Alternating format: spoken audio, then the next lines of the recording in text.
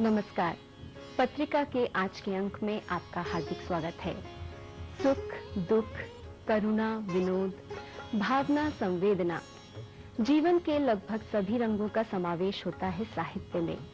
हास्य और व्यंग भी जीवन के अभिन्न अंग है। हास्य की उन्मुक्त हंसी और व्यंग का चुटीलापन अगर हमारे जीवन से निकल जाए तो हमारा जीवन कितना उबाऊ और नीरस हो जाएगा।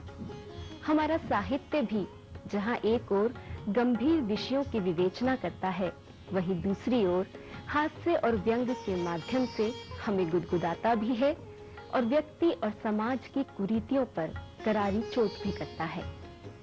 आज संवाद के अंतर्गत व्यंगकार हरि जोशी से बातचीत होगी। काव्य पाठ करेंगे ब्रिजेंद्र त्रिपाठी। नव प्रकाशित पुस्तकों की जानकारी दी जाएगी और साहित्य समाचार में आप देख सकेंगे विभिन्न साहित्यिक गतिविधियों की झलक। व्यंग्य लेखन का मूल व्यक्तिगत पीड़ा का परिणाम होता है, यद्यपि उसका लक्ष्य सदैव ही सामाजिक स्वास्थ्य की दिशा में अग्रसर होता है। हरि जोशी हिंदी के सुविख्यात व्यंग्यकार हैं। उनका व्यंग्य लेखन सामाजिक तीक्ष्णता और मानवीय करुणा की प्रभावपूर्ण अभिव्यक्ति है। अपनी साहित्यिक मान्यता के प्रति आस्थावान हरि जोशी ने अभियांत्रिकी के प्राध्यापक होकर भी एक संवेदित भाव प्रवणता पाई है। उनका लेखन व्यंग्य साहित्य में उनकी स्थापना को भी रेखांकित करता है तथा उनकी कृतियों पर टिप्पणी भी करता है। श्री जोशी की अब तक 10 व्यंग्य रचनाएं प्रकाशित हो चुकी हैं, जिनमें प्रमुख हैं वर्दी, व्यंग्य के रंग, अखाड़ों का देश, पगडंडियां, आशा है सानंद है, यंत्रयुग और टोपी टाइम्स।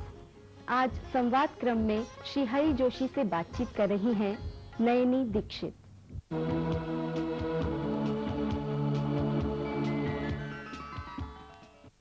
डॉक्टर साहब, सबसे पहले हमें ये बताइए कि मैकेनिकल इंजीनियरिंग जो कि एक बहुत ही कठिन क्षेत्र है और उसके साथ साहित्य जैसे क्षेत्र में अचानक आपका आ जाना। असल में दोनों में ठोका-पीटी का काम होता है। जो मेरा व्यंग्य क्षेत्र है साहित्य का, वो भी पाखंडपूर्ण व्यक्तित्वों पर और जो अपराधियों है उनके ऊपर भी ठोका-पीटी का काम करता है। और इंजीनियरिंग में भी मुझे पदार्थों की ठोका-पीटी करनी पड़ती है। तो इंजीनियरिंग की ठोका-पीटी तो मैंने बाद में शुरू की, किंतु साहित्य से, व्यंग्य के माध्यम से मैंने ऐसे लोगों की ठोका-पीटी बहुत पहले पत्र पत्रिकाओं के माध्यम से शुरू कर दी थी। सबसे पहले किन पत्र पत्रिकाओं से आपका लेखन कार्य शुरू हुआ? मैंने धर्मयुग में, साप्ताहिक हिंदुस्तान में, कादम्बिनी में, दैनिक भास्कर, अमर उजाला, नवभारत टाइम्स, इन सब पत्र पत्रिकाओं में मैं लिखता रहा हूं। और मेरी किसी भी पुस्तक की कोई भी रचना अप्रकाशित नहीं है। पहले वह पत्र पत्रिकाओं में प्रकाशित होती है और मुझे संतोष है कि पाठक वर्ग उसे पसंद करते रहे हैं। गद्य में जो जितनी भी गद्य की विधाएं हैं उसमें व्यंग्य को सबसे ज्यादा महत्वपूर्ण और कठिन माना जाता है, क्योंकि अभिनय के क्षेत्र में भी व्यंग्य या सटायर जैसी चीज को मंच पर प्रदर्शित करना कलाकार के लिए एक चुनौती होता है। सही है। तो आपके साहित्य में व्यंग्य को आपने खास तौर से बहुत ज्यादा स्थान दिया है, ऐसा क्यों? असल में मेरा पारिवारिक परिवेश कुछ ऐसा रहा है कि हिंदी और अंग्रेजी दोनों भाषाओं के ऊपर मेरे परिवार में लोगों का अच्छा अधिकार रहा है और मैंने उसे पैतृक संपत्ति के रूप में ग्रहण किया। और जो पारिवारिक परिवेश, ग्रामीण परिवेश जिससे मैं निकल करके आया, वहां पर भी व्यंग्यपूर्ण टिप्पणियां या भाषा में व्यंग का भरपूर प्रयोग, इस सब ने मुझे प्रेरित किया कि मैं उसी दिशा में आगे चलूं। और फिर आजकल तो आप जानते ही हैं कि व्यंग के लिए बड़ी उर्वर भूमि है। आपके 2 काव्य संग्रह हैं, पंखुड़ियां और यंत्रयुग, जिसमें कि पंखुड़ियां आपका 1969 और जो यंत्र युग है वो 75 में प्रकाशित हुआ है। इन दोनों काव्य संग्रह जो आपके प्रकाशित हुए हैं, इनकी पृष्ठभूमि क्या है? क्यों आपने इनको, ऐसी क्या थीम थी जिन्हें लेकर आपने इनकी रचना की? प्रारंभ तो हर एक साहित्यकार का कविता से होता है। कविता लिखना शुरू करता है और मैंने वो लिखना शुरू किया। पंखुड़ियां में मेरी सामान्य रचनाएं हैं जो समाज से ली गई हैं, और यंत्र युग में मेरी वे रचनाएं हैं जो इंजीनियरिंग के परिवेश से उठाई हुई रचनाएं हैं। मैंने अधिकांश रचनाएं उसमें वेल्डिंग और हार्डनिंग और टेम्परिंग, अनिलन, तापानुशीतन, ऐसे अनेक विषय मैंने उठाए हैं जिस पर मेरी कविताएं हैं, और ये सब रचनाएं भी प्रतिष्ठित पत्र पत्रिकाओं में प्रकाशित हो चुकी थी। पगडंडिया, महागुरु, वर्दी और टोपी टाइम्स, ये जो आपकी 4 रचनाएं हैं, ये उपन्यास हैं। हाँ। इन्हें कहा जा सकता है कि ये व्यंग्य उपन्यास हैं। तो आप हमें ये बताइए कि ये जो 4 रचनाएं हैं, इनका विषय विस्तार क्या है? इन रचनाओं के पीछे ऐसा क्या तथ्य मौजूद है जो इनकी रचना है आपने की है? पगडंडिया मेरा पहला उपन्यास था जो 94 में प्रकाशित हुआ। उसमें मेरे ग्रामीण परिवेश की पूरी कहानी है जिसे मैंने व्यंग्यपूर्ण ढंग से प्रस्तुत किया है, और वो भी काफी पसंद किया गया। उसके पश्चात क्योंकि मैं शिक्षकीय जगत से जुड़ा रहा, मेरी दूसरी औपन्यासिक रचना है महागुरु, जिसमें जो कुछ पाखंड होते हैं शैक्षणिक जगत में उनका मैंने पर्दाफाश किया है, और वह रचना भी काफी लोकप्रिय हुई है। उसके पश्चात मेरा तीसरा उपन्यास था वर्दी। वर्दी पुलिस वालों पर केंद्रित एक व्यंग्य उपन्यास है जो 98 में प्रकाशित हुआ, और उसी के पश्चात मेरा टोपी टाइम्स अंतिम उपन्यास है जो 2000 में प्रकाशित हुआ है, जिसमें मैंने पत्रकारों की थोड़ी बहुत खबर ली है। इस प्रकार से मेरे 4 उपन्यास हैं। ये जो टोपी टाइम्स शीर्षक है, हाँ। इसका क्या संबंध है रचना से? आजकल देखिए हर चतुर व्यक्ति इसके सिर की टोपी उसके सिर, उसके सिर की टोपी इसके सिर रखने में बहुत सिद्धहस्त हो गया है। और फिर ये जितने भी टाइम्स हैं उसमें आप यदि कुछ लोगों को छोड़ दें तो जो कुछ भी परिवेश आपको राजनीति में देखने को मिलेगा, पत्रकार जगत में भी उससे आपको कम खिलाड़ी नहीं मिलेंगे। एक से एक धुरंधर, एक से एक खिलाड़ी आपको पत्रकार जगत में भी देखने को मिलेंगे, जिन पर केंद्रित यह मेरा उपन्यास है टोपी टाइम्स। गद्य और पद्य, ये 2 मूल विधाएं हैं, 2 मूलतः 2 स्तंभ कहे जा सकते हैं हिंदी साहित्य के, जिसमें कि आप एक व्यंग्यकार भी हैं, आप पद्य भी लिखते हैं, गद्य भी लिखते हैं। खास तौर से इन दोनों स्तंभों में से कौन सा स्तंभ आपको एक कवि और लेखक के तौर पर ज्यादा पसंद है? मैंने प्रारंभ में कविताएं लिखी, वे भी बराबर प्रकाशित होती रहीं, और कविता असल में मंच से जब पढ़ी जाती है तो उसकी लोकप्रियता, उसको संप्रेषित होने में सुविधा होती है, उसे अधिक लोग सुनते हैं, वो प्रभावित करती है। किंतु व्यंग्य का जो गद्य है वो ज्यादा पढ़ा जाता है। और जहाँ तक लिखने का सवाल है, मैं बड़ा अनुशासित रहा हूँ अपने लिखने पढ़ने के सिलसिले में, और इंजीनियरिंग की व्यस्तताओं के बावजूद भी मैं लगभग प्रतिदिन थोड़ा बहुत लिखता रहा, और जिन्हें पत्र पत्रिकाओं में बराबर स्थान मिलता रहा। एक लेखक के हृदय और कवि हृदय के आधार पर आपको अपनी कौन सी रचना ज्यादा भाती है? अब रचनाएं तो बहुत सी हैं जिनके प्रभाव समय समय पर होते रहे हैं। आज भी कुछ रचनाएं स्थायी प्रभाव की हैं। मैं अभी एक आध रचना प्रस्तुत करूंगा जो मुझे अच्छी, मेरी प्रिय रचनाओं में से एक है। तो गद्य में भी और पद्य में भी जो कुछ भी मैंने लिखा है उसमें से कुछ रचनाएं वास्तव में मुझे प्रिय हैं, जो कभी कभी मैं आवश्यकता पड़ने पर प्रस्तुत करता रहता हूँ।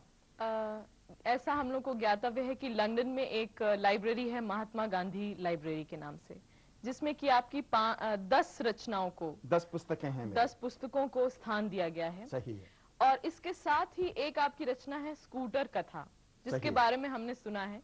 तो स्कूटर कथा का कोई ऐसा पैराग्राफ जिसे आप बहुत पसंद करते हो, जिसमें एक खासा चुटीला व्यंग्य हो जो दर्शकों को, हमारे श्रोताओं को गुदगुदी पहुंचा सके, ऐसा कुछ हमें सुनाइए। ये एक सामान्य व्यक्ति का वाहन है जिस पर यद्यपि मैंने स्कूटर की बात कही है, किंतु कई दृष्टिकोणों से समाज के विभिन्न क्षेत्रों पर मेरी व्यंग्य की जो इशारे हैं वो हैं। जिस किसी को स्कूटर के शरीर का सफल डॉक्टर बनना हो वह निसंकोच मेरा स्कूटर ले जाए। मेरी शर्त सिर्फ इतनी है कि मैं उसकी कीमत के अतिरिक्त 50,000 रुपए की राशि लूंगा। कहीं भी पूछकर देख लीजिए स्कूटर की डॉक्टरी का पाठ्यक्रम कितना महंगा है। अब जो चीज कई गुणों वाली होगी वह महंगी तो होगी ही। इसके ढीले पुर्जे आपको प्रतिदिन कसने पड़ेंगे। Engine block, carburettor, spark plug, प्रति सुबह दुरुस्त करते करते क्या 1 वर्ष में भी आप स्कूटर के अच्छे डॉक्टर नहीं बन जाएंगे? अरे ढीले पुर्जे कसते कसते दिमाग के कुछ कल पुर्जे आपके अपने आप कस जाएंगे। स्कूटर का डॉक्टर न भी बनना हो, अपना स्वास्थ्य ही ठीक रखना हो, तो भी इसे खरीद लीजिए। महंगा सौदा नहीं है, प्रतिदिन शारीरिक कसरत करने को मजबूर करता रहेगा। और जब तक आपको 1-2 किलोमीटर अपने साथ दौड़ा नहीं लेगा, स्टार्ट होने वाला नहीं। आपको पीटी उषा के समान बढ़िया धावक बनाकर ही छोड़ेगा। सर्दी के मौसम में सुबह सुबह मैं उसे किक लगाना प्रारंभ करता हूं। पहले बाएं पांव से गिनकर 100, वह चोट तक नहीं करता। फिर दाहिने पांव से भी गिनकर पूरी 100, अब भी वह निष्क्रिय बना रहता है। जब कोई मुझे अंगूठा दिखाकर मेरे स्कूटर पर लिफ्ट लेना चाहता है, मैं उसे अपने पास रखी एक तख्ती दिखा देता हूं, जिस पर लिखा रहता है, यही शहर का वह बहुचर्चित स्कूटर है जिस पर बैठकर सैकड़ों जिज्ञासुओं ने हाथ, पांव और दांतों से मुक्ति पाने के प्रेरक अनुभव प्राप्त किए हैं। आपका भी स्वागत है। और स्कूटर उनके सामने ले जाकर खड़ा कर देता हूं। मुझे आश्चर्य होता है जब अंगूठा दिखाने वाले मुझे हाथ हिलाकर विदाई देते नजर आते हैं। बहुत अच्छा। तो ये थे हमारे साथ डॉक्टर हरि जोशी। आपका बहुत बहुत धन्यवाद कि आपने अनुभवों को हमारे दर्शकों और हमारे साथ बांटा और हमारे स्टूडियो में आपने अपना कीमती समय हमें दिया। बहुत बहुत धन्यवाद। साहित्य की एक बड़ी ही रसयुक्त विधा है कविता। कविता मन के भावों को शब्दों का रूप देकर कोरे कागज को भी अर्थपूर्ण बना देती है। आज काव्य पाठ के अंतर्गत कविता के इसी अर्थपूर्ण मर्म को जानते हैं विजेंद्र त्रिपाठी की कविताओं के माध्यम से।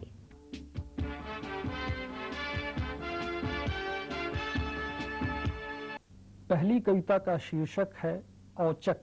जो भी मिला औचक ही मिला। औचक मिला सांध्य छाया में सुदूर टिमटिमाता एक तारा। बताने लगा नक्षत्रों के अनगिन रहस्य। ले गया अपने साथ आके झिलमिल रहस्य लोक में। पैरों के आगे वैसे ही पसरी पड़ी थी वन प्रांतर की पगडंडी। वैसे ही पार्श्व में खड़े थे ऊंचे ऊंचे देवदार। दूर धुंधली सी दिखाई पड़ रही थी जल रेखा, पर मैं नहीं था वहां। मैं था सुदूर टिमटिमाते तारे की स्नेहार्द दृष्टि में, अंधकार और प्रकाश के आकुल आलिंगन में, आकाश गंगाओं के झिलमिल रहस्यलोक में। औचक मिली वह छोटी सी गौरैया। एक दिन सुबह सुबह उसकी चहचह से गुंजरित हो रहा था इस महानगर का मेरा छोटा सा कमरा। कितने दिनों बाद अचानक सुनी गौरैया की बोली, एक आलोक से भरती पूरे परिवेश को। ले गई मेरा हाथ पकड़े माँ के पास। माँ वैसे ही चाउर बीन रही थी और बीच बीच में थोड़े से दाने फेंक रही थी गौरैयों की ओर। इससे बेखबर कि दुनिया कितनी बदल गई है, सारे मूल्य कितने अर्थहीन हो चुके हैं। लेकिन मैं जानता हूं कि ऐसे ही माँ अनंत काल तक चाउर बीनती हुई कुछ दाने गौरैयों की ओर फेंकती रहेगी और इस तरह दर्ज कराती रहेगी अपना विरोध। और औचक मिला तुम्हारा प्यार, बिना मेरे जाने पूरी तरह मुझे बदलता हुआ। तुम्हारी तरल पारदर्शी दृष्टि, यकायक चेहरे पर खिल जाने वाली मुस्कान, कभी भावावेग में यकायक छलक पड़ने को आतुर आंखें, वन के सन्नाटे सी चेहरे पर पसरी एक अम्लान छाया, और कभी मुझे सर्वांग जकड़ लेने को आकुल तुम्हारी उदग्र बाहें, होठों पर अपनी छाप अंकित करने को कंपकंपाते होठ, तुम्हारा रूठना, मनना, मनाना, तुम्हारे प्यार के कितने धूप छाही रंग हैं। जानता हूं सहज नहीं औचक ही मिलेगा जो भी मिलेगा। सांध्य छाया में सुदूर टिमटिमाता एक तारा, महानगर के मेरे छोटे से कमरे में चहचहाती गौरैया और तुम्हारा धूप छाही प्यार। दूसरी कविता का शीर्षक है शुरुआत। शुरुआत ही मुश्किल होती है किसी चीज की। एक बार शुरुआत हो जाए तो बाकी सब कुछ अपने आप घटित होता है, प्रयास नहीं करना होता उसके लिए। मसलन प्रेम को ही लें, कितना कुछ बुनते रहते हैं आप मन ही मन उसके लिए, पर उसे प्रकट करना कितना कठिन होता है आपके लिए। कभी कभी तो पूरी उम्र बीत जाती है और नहीं कर पाते आप शुरुआत। अथवा दुश्मनी की ही बात करें, ऐसे ही तो नहीं हो जाती इसकी शुरुआत। कार्य कारण की एक पूरी श्रृंखला बनती है, मन में उभरते हैं कितने सारे संकल्प विकल्प, छोटी छोटी बहुत सी घटनाएं योग देती हैं इसकी शुरुआत में, और तब कहीं जाकर होता है विस्फोट। बहुत बार यह भी होता है कि शुरुआत की प्रतीक्षा में बीत जाता है पूरा जीवन, और अंत के साथ ही होती है नई शुरुआत। और कभी कभी यह भी होता है जिसे आप समझ रहे होते हैं किसी चीज की शुरुआत, वह निकलता है उसका अंत, या कि इसके उलट जिसे आपने समझा होता है किसी चीज का अंत, वही होती है उसकी शुरुआत। अगली कविता है घर। बहुत बार सोचा है